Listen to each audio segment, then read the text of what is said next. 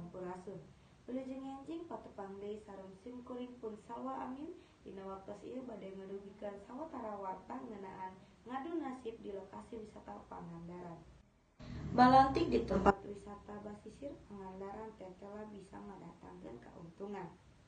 Balantikna oge bisa diandelkeun pikeun ngabayuan kaluargana.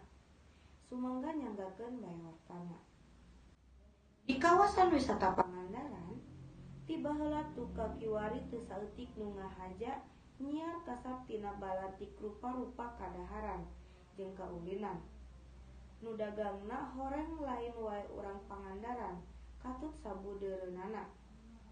Tapi oge teu saeutik ti nujulna ti Sumedang, Garut, Banjar, Ciamis, jeung sajabana. Salah sahiji nu dagangna teh nyaeta Ude Supriyatna.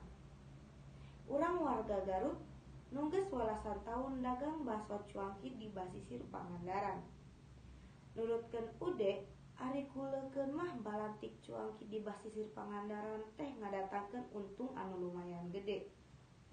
Ude oge bisa ngabayuan kaluargana tina ladang balantikna teh. Buktina, ayeuna dina sapoena Ude bisa ngalabati nepi ka 300.000. Nurutkeun Ude jeung padagang sejenna, nu dagang di Pangandaran teh boga beungkeutan atawa organisasina.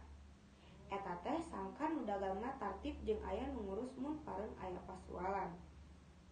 Hatur nuhun kana perhatosanana. Wilujeng patepang deui di lain waktos. Simkuring salwa amin pamit undur.